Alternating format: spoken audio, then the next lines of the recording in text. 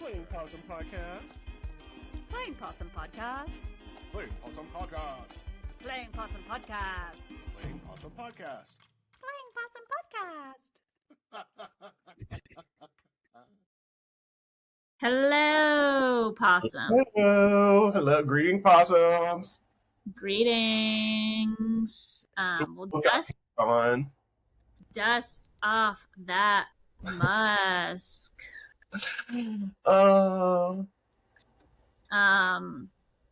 We are here, just Jamie and I, recording a little mini. We had a good time reading our sort of childhood stories from different perspectives, so we decided to pick another one. But to get ready for another story, start preparing yourself. I will say I did get paid $3 for my story by one of our listeners. Moving on, Yes, someone sent me $3 and I was like, why are you sending me $3? And they were like, it's for your story. And I was like, oh my God. So I was like so excited. Hey, $3 you didn't have? Exactly. If I had $3 for every time I read a story on a podcast, I would have be up to $15. Well, yeah, so we were appreciative of the good feedback we got from sharing our Fire in the Restaurant story on our Mini Pride episode, and we thought we'd give it another try. We did like a dozen of these, and not all of them were to completion. For example, the one we did last time, Fire in the Restaurant, which was hilarious. That absolutely made my day. I think I smiled for like 2 or 3 days after that. I kept thinking about going through the drive-through liquor store backwards so you could show your ID. We are not 16. We are 21. We are 21-year-old adults. We purchase alcohol. Yes. You know what I mean? Oh my God. By the way, I saw the new VW van. You know how there's a new one now being made in the United States? White on top, orange on the bottom. Get out. Yeah. Oh, the great-great-great-grandchild of the 78. Well, that's exciting. Yeah, I think they're electric vehicles now, I believe. So yeah. That's exciting. It looks really cool, and I definitely was like so excited that the first one I saw was orange and white. It was a sad day when it was sold, but I hear that it's spotted around the North Georgia mountains on occasion. So it's nice to know that it's at least driving where I had it parked for 20 years. So yes, someone else is going backwards through the liquor store now. Oh my God, we can only hope that it is living on its destiny. Yeah, so that was pretty fun. Marcia and I just saw it this morning, and I was like, Marcia, that's the van, and she was like, oh yeah. That makes me too. Yeah. So, well, what's been going on with you? What's the haps? I am trying to get to the end of a really, really long project, Magnolia #1. It's been in the making for quite some time, and it's in a really good spot, and so it's just the home stretch. A while back, we talked to Anne McGrattan, and there was a quote that she had said something about getting to 80% and then that fight to either let it go or no. Bring it on, quote, bring it on home, bring it on home. So, Anne, thank you for that. I actually wrote it on a Post-it, and it's next to my painting. So, I'm going to bring it on home, girl. I'm going to make one. Right. Bring it on home. Yeah. What about you? Well, I want to ask you questions. How are you feeling about, are you having any of those feelings of like that we talked about with Anne of like wanting to destroy it or like lay on the ground, or like, are you already past that? Like, where are you at with that? Well, I was at the 80% mark where I'm in the very last phase of like the last layers of paint, but it's, my work has a tendency to be like, it's usually macro perspectives of nature, and so it's very kind of like paint by numbers is my process, and it's just laborious and tedious, and I've got probably about 20 to 30 to 40 hours left to go, and I'm gonna bring it on home, man. Bring it on home. No, so I feel good about it. It's gonna get done. It's what I've been doing with my time this summer. So I'm excited to share it, and Yeah. excited to share it and hopefully find it a home. Nice. Well, I have a new fan. Dollars. We have new fans of your work. Marcia's friends Okay. from Alabama just came to visit, and they saw Mama's Delftware, your painting of the plate, and then they also stayed in our guest room, which has dogwood. Do I have dogwood 2 or 1? You 2. got two. So And they loved it. They loved your work. They live in Alabama, Birmingham, and so you the have some, Iron City. yeah, some new local fans. Oh, So yeah, that's exciting. yeah, very And cool. um, Also, yeah, I love that. Two of my um, pieces. So honored that you have them. yes, I know. I was like, yeah, Malia was like really wanting that painting of the plates, and I was like, no, I couldn't let anyone else have it. Uh, All right. Well, what about you? What you been uh, doing? yeah, I am good. I feel overwhelmed right now. Like I'm not sure when this episode's going to come out, but I'm pre the Gender Outlaws launch party, and so just trying to get a lot of stuff, bring a lot of stuff on home, so it's ready. Like, that is that's the most uncomfortable part of projects for me, is like finishing. I am very much like, like I went and got a degree in design because I love designing stuff and like making and like the idea phase of projects. And once it gets to like the tedious part, I'm just like, next. So I love leaving projects. Like, I was looking around at the projects I have left to do, and I'm like, most of these projects have like 1 to 2 hours left of work. And I'm even at 80%. I'm like at 99%, and then I'm like, let's burn this. You need a So workshop like Jeff Koons. yes, I know. I Let's need design projects, right? um You're making a note to get a workshop. yes, get a workshop. Um um I no, I was just like, I need to respond to this text because my business partners from the shop are asking me if I know someone, and one of them doesn't, and they're like, no, it's a scam. And then I was like, wait, I know this person, don't.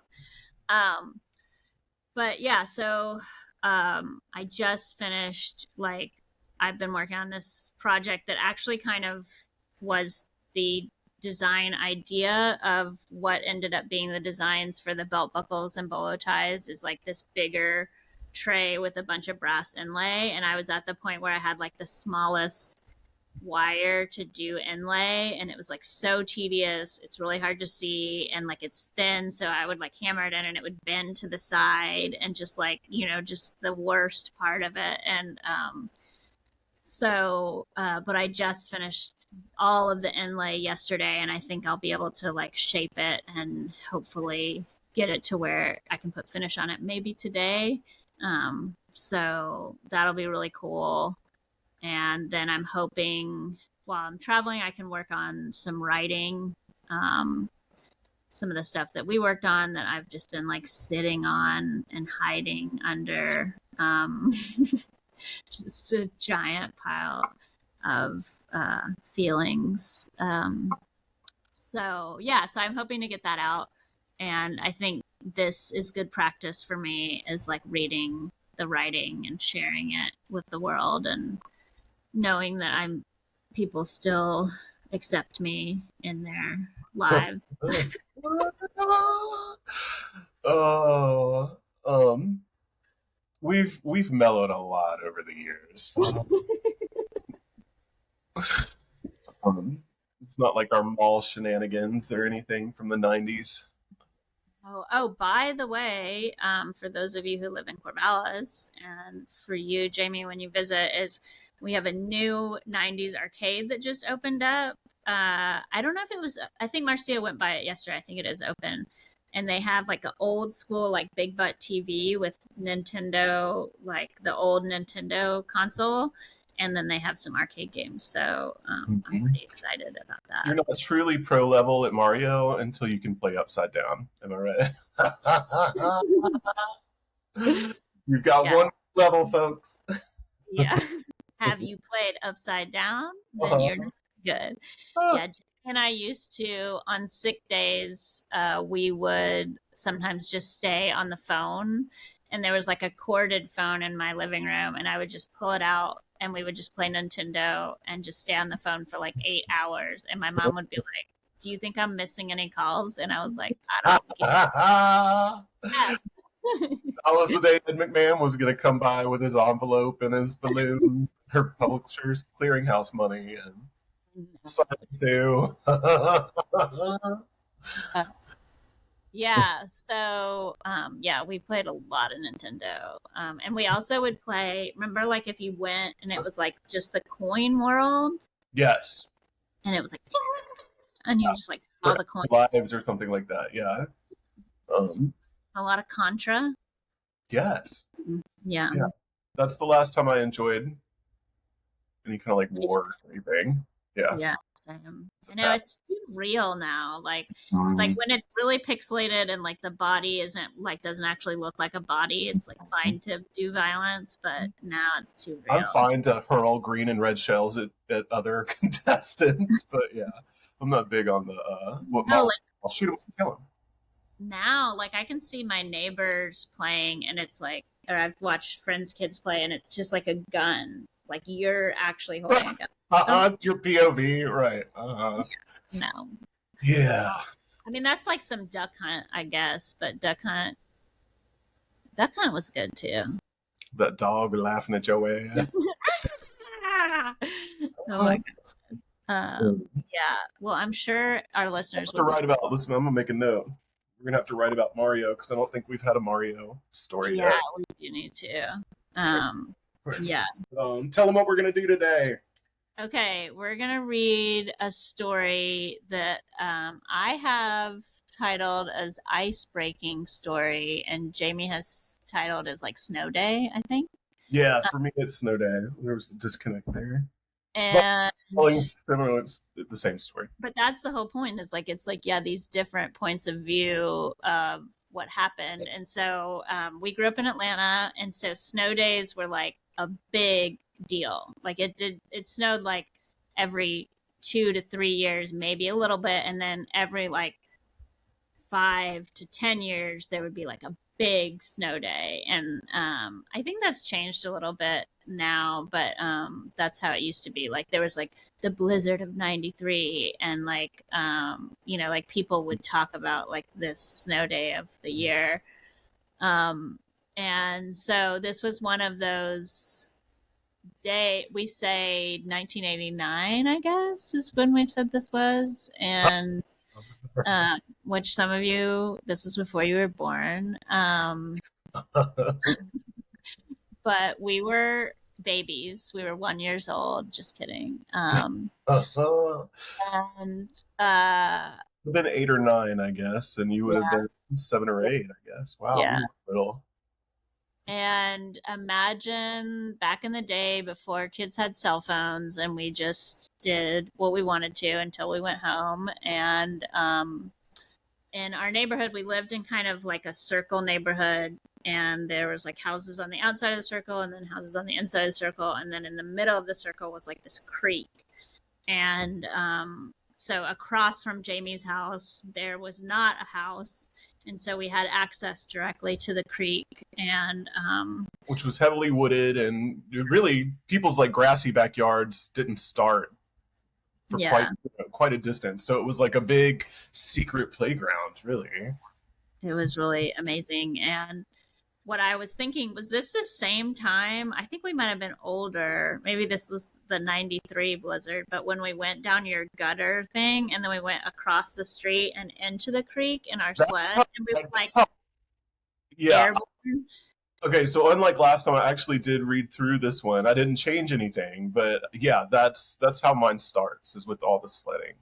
Okay, all right. Well, then I'll just let you start and stop talking. Go for it. Okay. All right. I don't like that I can't see you. I'm going to see if I can make it smaller. Yeah. I'm gonna mute myself. Okay. Or maybe, I don't know. No, I won't. I'll just. All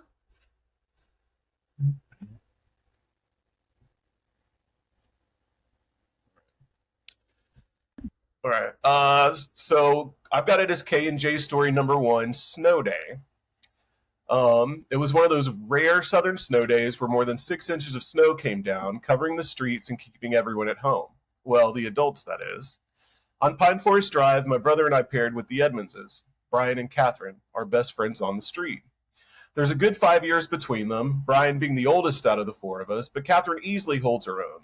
She's got bottomless energy and the nerve it takes to keep up with the boys, which truly, she does better than I ever have. We've been sledding the neighborhood hills all morning and are looking for a new thrill. None of us is brave enough to take on the big hill on Pine Forest, though, because we all know about that one kid who tried to sled it and hit a telephone pole and died right there. We may be seeking thrills, but we're not crazy. We actually don't know if this is true or not, but it was lore on our street. So, instead, my brother suggests we try our sleds out in the gutter by our house, and surprisingly, they fit perfectly, creating a luge that increases our speed. Catherine jumps at the chance to be first to go and plops her sled in the gutter. Someone give me a push, she shouts, and Brian places his hands on her shoulders and starts pushing. The sled moves easily, and suddenly we are watching as Catherine is flying down the hill, locked in the gutter, picking up speed. As she comes to the end of the gutter at the street, the sled jumps onto the snow-covered road, but it doesn't slow. It keeps going, and in a blink, she has crossed the road, jumped the opposite curve, and disappeared through the bushes on the other side. A little squeal emanates from the other side of the bushes, and the three of us boys take off after her. We all know there's a big drop off on that side of the street, and I'm fearing the worst.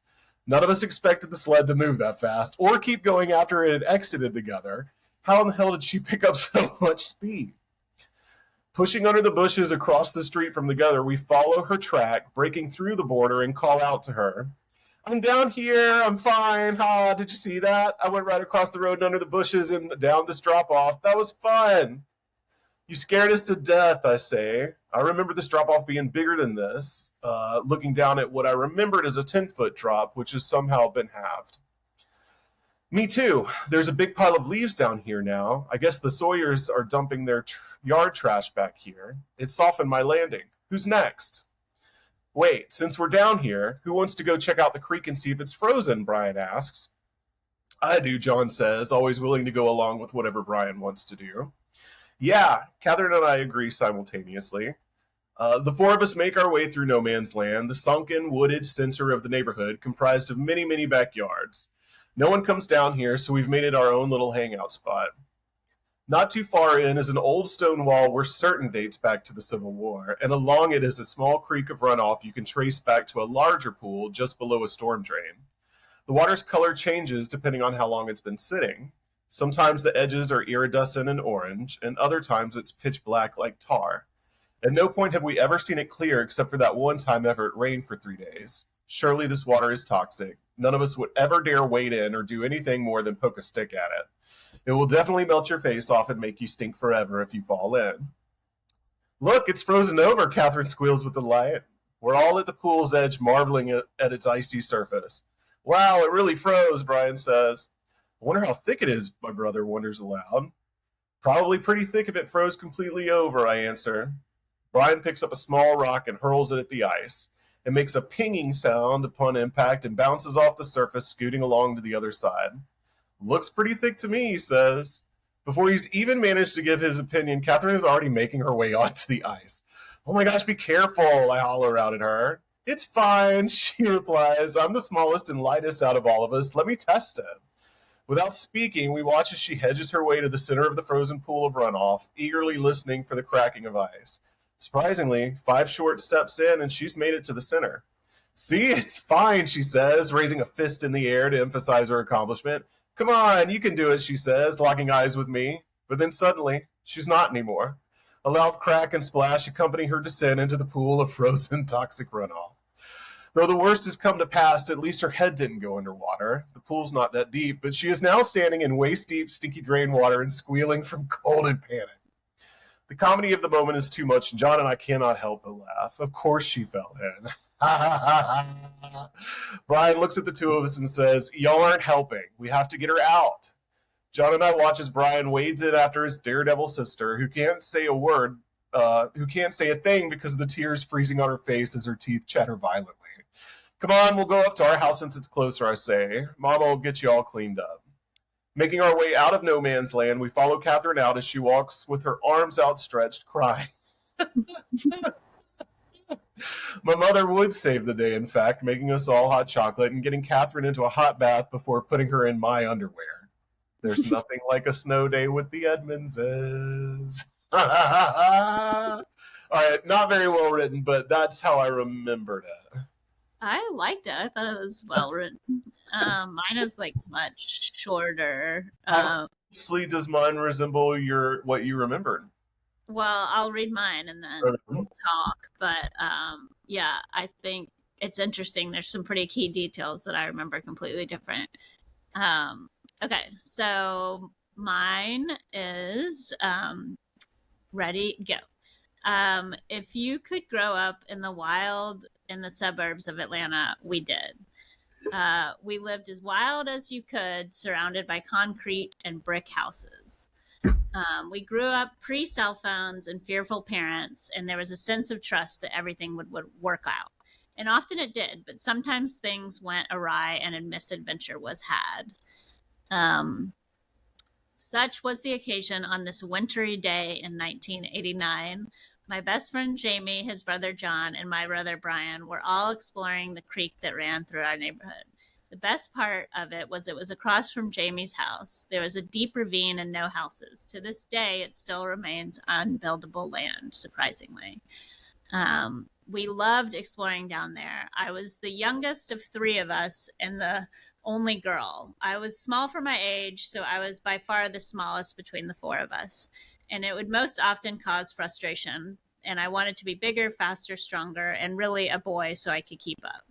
But this day, being small, made me special. The creek had frozen over, and I had been invited to test the thickness of the ice since I was the smallest. It was such an honor to be asked to do such a brave task. I didn't even consider the consequences, much less why no one else wanted to try. So bravely, I stepped out onto the ice, and I was immediately rewarded with for my bravery with a cold dunk in the creek. I screamed and immediately ran to Jamey's house, the closest house, hearing laughter behind me. I do remember that Jamey and John helped me out of the creek, being a little disappointed that my brother didn't come to my rescue. But I think his age was too cool. He was too cool to be the big brother who helped his sister. Once I reached Jamey's house, his wonderful mother was waiting there for me. She helped me get out of wet clothing and gave me some of Jamey's clothes, which included boy underwear. I looked up at her and said, "I can't wear these." She aptly pointed out that there wasn't another option in the house, being the mother of two boys. So I put on the clothes, feeling warm and brave and like I had finally joined the boys' club once and for all. Oh my gosh, that's so funny. In your very own pair of white Fruit of the Looms. I know, it's funny. It's like, yes, I remember being, it's funny because that's like the main thing I remember about that. And I probably just filled in the details. But in my version of the story, you guys egged me on to test the ice because I was the lightest. But in your version, I was like already out there. So that was kind of interesting. And in my version, Brian didn't help me, and in your version, Brian was the only one that helped me. So I remember him distinctly. Like I remember being disappointed in myself because he was disappointed in me and John. He was like, "We have to get her out. Like, stop laughing at her. This is not good." You know. I mean, that's probably what happened. But like in my mind, when I was retelling the story, I was like, my brother was probably mean to me. So, which is like, right, like we just rewrite history very easily. And I'm sure you have a better memory of that because you have a better memory in general. I don't know. Okay. the interesting part is like I was very like fondly writing about the creek, and you're like, it's a toxic waste dump. Don't you remember how it would like change colors around the edge? And it's like Yeah. it had to have been, whatever was sprayed on everybody's lawns or came off of vehicles and stuff like I don't know. Nothing would grow around the edge, so that's kind of how I remember it. But Yeah. um, I just loved being outside, and so to me it was like that we had and I've heard a few like biologists interviewed like this of like that they whatever outside they had close by was like really important to them, and I think that was really true for me of like that we had this creek to explore, and so I think of it like really lovingly, and I think it's funny that you're like, no, that was definitely gross. And it probably was pretty gross too, because, if you think about it, that was like the bottom of the hill. And, that storm drain did go straight in there. And so it 100% was all the runoff from I our mean, I street. can't pretend like we didn't get it on us, because we certainly did. And I remember us also being brave enough to go from Council Bluff. There was a dip, and we went through the storm drain to the other side. Yeah. We also knew that the storm drain there was going to be like an 8-foot drop into that funky pool, but we wanted to see anyway, so we totally walked through it. Yeah. That was Well, yeah, like where like over by like Carol Deadweiler's house, kind of that spot. Is that what you're talking about? Or I'm talking about Council Bluff, like past Trish the Dish, hey, but Carol before. Deadweiler. Hey, friend of the pod. Um, I'm talking between Trish the Dish and Miss Marianne. Oh yeah. Yeah, Okay. and so that Yeah, the other spot I feel like we would hang out though is like that bridge that goes over Council Bluff that then goes to Sagamore, and there was also a big yeah, culvert oh that yeah, there totally was. a snapping turtle in that pool. Uh, I do, and like it came out over by the Burnt Bricks and like Yeah. that. Okay, Yeah. I mean, yeah, that probably was all the same creek that went through our neighborhood. Like, probably I, was. I should get Marcia to pull up the map of that creek I and would love to know actually. Yeah, let's get a PhD on it. Yeah, it was much cuter by the time it got down to their house than it was like the interior runoff space that it was. But I think back to your story, I do think that you were accurate and that I probably just was thinking of you as being adventurous, but I am sure that John Huddle and I egged you on to get into the middle of that frozen over collection spot. yeah, I think I remember that correctly. You Like, probably do. is like I feel like you definitely took advantage of me, like A, wanting to be in the boys club, and B, like just like feeling small and always wanting to prove myself. So you guys were like, try this, and I was like, okay. And Well, for then obvious reason, because if you did it, then I wouldn't have to. yeah. I remember when you told me that those big bumblebees didn't sting, which Right. is true, but they fucking bite. They bite And it. so I was like, because I had just been in Missouri and we were like catching June bugs with our hands. And so I was like, okay. And I caught it and it bit me. And I was like, and I felt so betrayed by you. I was like, you sting. I watched my cousin tie dental floss to one and then the other end to his finger, and he kept it as a pet all day. And it would go up and be like, you know, yeah. Shout out to my junkin cousins. I hope kids still do that stuff. Are there even bugs left? Like, I don't know. Did we spray No, them? I And don't. there are, like, we had so many fireflies in our backyard. And, like, by the time my parents moved from there were none because everybody sprayed Right. for mosquitoes. And Yeah. I I do see a lot of it in North Georgia, so that's good. Yeah. You know what helps for those listeners in the southeast near firefly? Leaf litter is very important for firefly habitat. So leave your leaf litter and you will have fireflies. Pro tip. Mhm. Yeah, well, this was funny. I know you have to go, but Any advice for our listeners on snow days? for snow days, advice is Definitely do the craziest thing on the snow day because one, it'll like increase your risk of danger because everything is slippery, and two, no one is available to like catch you um, for whatever it is. I remember like we had a snow day in Athens, and my friend had this truck.